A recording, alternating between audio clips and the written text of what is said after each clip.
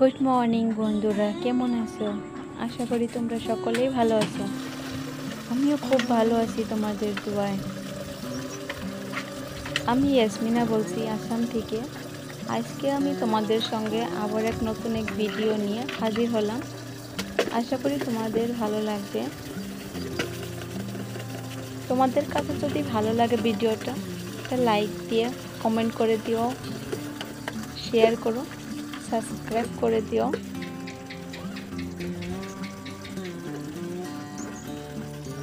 জানো বন্ধুরা, আমাদের কল নেই, মোটর নেই, সাপ্লাই পানি ওটাকে ধরে রাখতে হয়, তাই এতগুলো বালতি এখানে।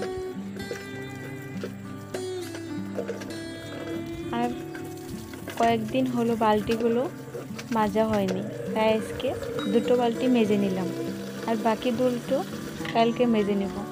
তার কারণ আজকে যদি আমি সবকটা বালতি মেজে নিতে যাই, তাহলে আমার পানিটা তোলা হবে না, সাপ্লাই পানিটা বন্ধ হয়ে যাবে।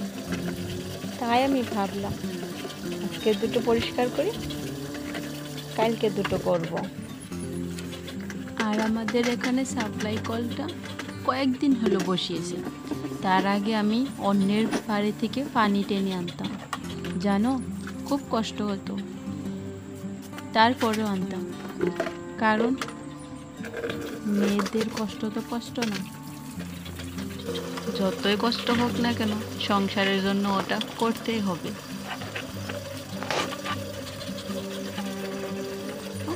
আমি ঢাকনিগুলোও পরিষ্কার করে নিচ্ছি, এগুলো অল্পটা হয়ে গেছে।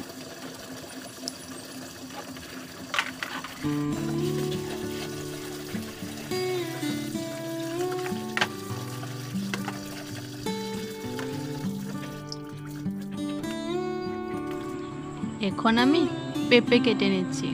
গাছে দুটো পেঁপে হয়েছিল, তাই ভাবলাম এটা এনে কেটে নেই।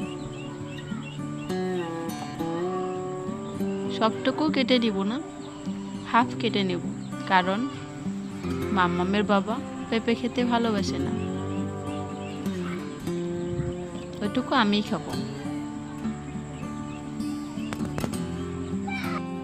আগে তো ভেবেছিলাম পেঁপেটা ভালো লাগবে না,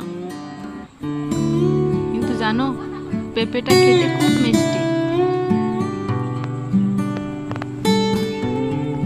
আমার পেঁপের গুটিও নেই, জানো, মাত্র 3টে গুটি ছিল।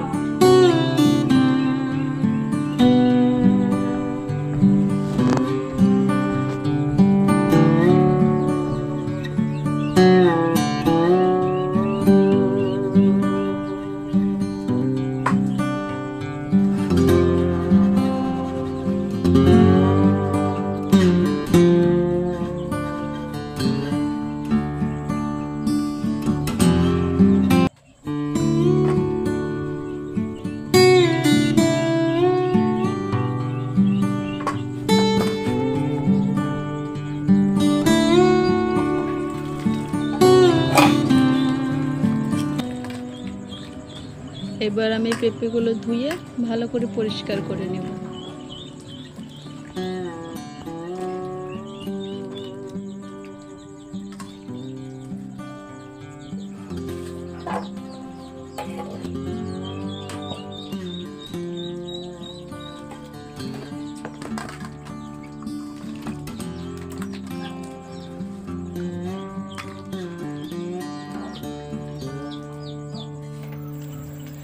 এখন আমি ভর্তা করে নেব, বেগুন ভর্তা।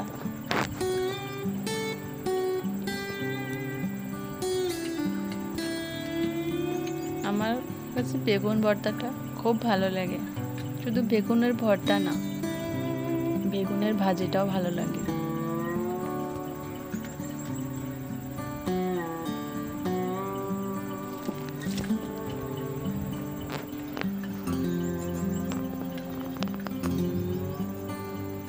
আমার সকালের রান্নাটা কমপ্লিট হয়ে গেছে।